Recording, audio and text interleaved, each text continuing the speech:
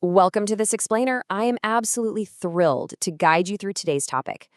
We are looking at a true masterclass in personal development today, dissecting Bob Proctor's incredible insights into how our internal self-image entirely dictates our external reality.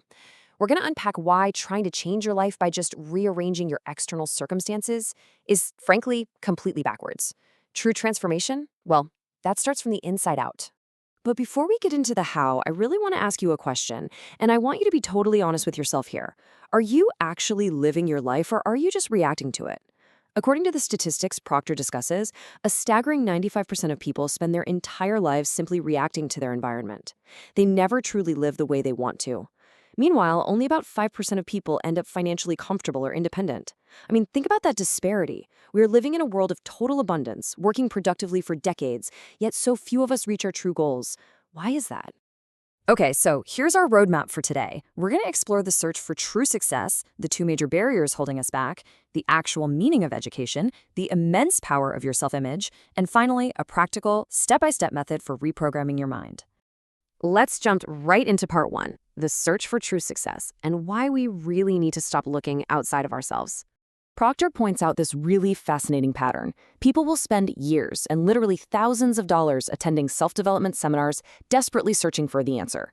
They want to know what secret trick exists out there in the world that will suddenly make them successful. But the true realization, and this is the one that shifted Proctor's entire trajectory after a conversation with his mentor Ray Stanford, is that if you don't like the results in your life, you have to change you, because, well, they are your results. The answer you're looking for only exists within. To change yourself, you first have to know who you are. And let's be real, most people don't. If you ask someone who they are, they'll usually give you their name or point to their body.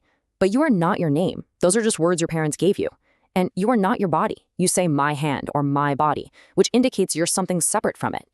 We actually live simultaneously on three planes of understanding. We are spiritual creatures, we possess an intellect, and we exist in physical bodies. The problem is that because we lack awareness, we get entirely locked into the physical world. We get completely stuck on that bottom tier, letting things totally outside of us control our lives. And that physical trap is exactly why people equate success purely with hoarding money. But as Earl Nightingale brilliantly put it, success is the progressive realization of a worthy ideal. Success isn't just a static pile of cash. You don't need $1 billion to be successful. Look at Mother Teresa. She didn't have money, but she was incredibly successful. Anyone who has a specific goal and is actively moving toward it, they are successful. So if the definition of success is simply moving toward a goal, why are 95% of people still stuck? Let's move to part two and look at the two major barriers standing in our way. These are the invisible walls keeping us boxed in. First, we have our inner conditioning. From the time we're infants, our subconscious mind acts just like a sponge. We absorb the language, the habits, and, unfortunately, the deeply limiting beliefs of the people around us. That becomes our inner barrier. Then we have the outer environment. This is our overwhelming, almost desperate need to fit in. We get a job, we look around to see how everyone else is working, and we just fall right into line to avoid making waves. But Proctor argues that human beings aren't supposed to live like the animal kingdom. We should make a few waves. Think about Edison, Emerson, or Buckminster Fuller. They stood out because they absolutely refused to just conform to their outer environment. So, the crucial point is this. You must break those barriers by getting very, very specific about what you want. Proctor actually advises writing your specific goal down on a card and carrying it with you. Now, when you do this, your conditioned mind is immediately going to flood you with thoughts about why you can't achieve it. You have to consciously reject those thoughts. Seriously, kick them out. Thinking about why you can't do something serves absolutely zero purpose. You must aggressively shift your focus only to how you can do it, until the way is shown to you through new images in your mind. This brings us perfectly to part three, the true meaning of education. Let's look at how to draw out from within. When Proctor sought advice, he didn't just ask the guy next door. He went to experts and deeply studied books like Napoleon Hill's Think and Grow Rich. And that book pointed out a massive flaw in our society. Our schools failed to teach us how to organize and actually use knowledge after we acquire it. The Latin root of the word education, educo, perfectly illustrates the real issue. It means to induce, to draw out, or to develop from within.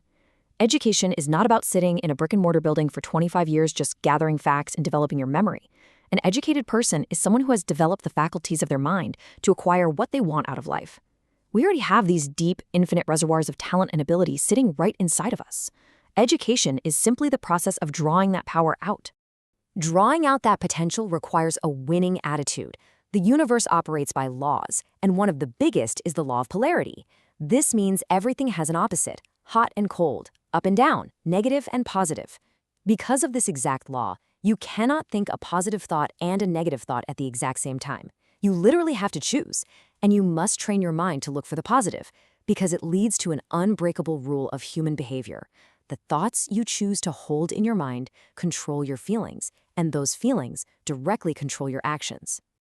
Let's slide into part 4, the power of self-image. This is where the magic really happens, popularized by the magnificent book, Psycho-Cybernetics. The author of that book, a plastic surgeon named Dr. Maxwell Maltz, noticed something truly fascinating in his practice. He would perform surgery to remove a nasty physical scar from a patient's face, completely altering their exterior image. Now, sometimes a massive psychological change would happen. An introverted patient would suddenly become gregarious and outgoing. But other times, nothing changed at all. Maltz realized that we all possess a second, much more powerful image, the inner self-image. If a person's inner self-image remains scarred, fixing the physical exterior did absolutely nothing. People shy away from opportunities, avoid eye contact, and play it small simply because their internal picture of themselves is deeply flawed. And sadly, a lot of this damage is done to us systematically. Take IQ tests, for example, invented by Alfred Binet. Society uses them to brand people really early in life, labeling kids as smart or bad. If you are repeatedly told you aren't very good at something or that you're never going to do well, your inner self-image literally shrinks to match that lie. But the reality is that limitation is entirely false. We can literally change a person's IQ by helping them change their self-image. You can do anything once you rewrite that inner picture. So, how exactly do we rewrite it? Let's move to part 5, reprogramming your mind. Here is the step-by-step method to start changing your results today. Here is Proctor's exact 4-step formula for bridging the gap between daydreaming and reality. Step 1, sit down and let your physical body totally relax. Step 2, visualize exactly how you want to see yourself acting in life, relating to people, doing your work. Step 3, take that mental picture and write it out in the present tense, starting with a phrase like, I am so happy now that I see myself. And step 4, read it. Read it every single day, carry it with you everywhere. Now I know what you might be thinking. When you write this out and read this for the first time, it's going to feel like a complete fantasy. It might even feel like you're straight up lying to yourself. But remember this quote from the great psychologist William James, believe and your belief will create the fact. All the great teachers in history agree on one single thing. We become what we think about. If you read that new self-image often enough, you will start to believe it. And when you believe it, you will literally watch your own personality and actions change right in front of your eyes. Which brings us to our final thought for today. The world is constantly going to throw negativity at you. You'll open the news and see doom and gloom. People will tell you your goals are totally unrealistic. But the secret to true success is realizing that you do not have to get emotionally involved in those negative ideas. You can evaluate them, decide they aren't going to help you get where you want to go, and outright reject them. So my final question to you is this. Are you going to continue reacting to the script the world handed you, or are you going to start aggressively drawing out your infinite potential and writing your own? The choice is entirely in your mind. Thanks so much for joining me on this explainer, and I really hope this sparks a massive change in your inner self-image today.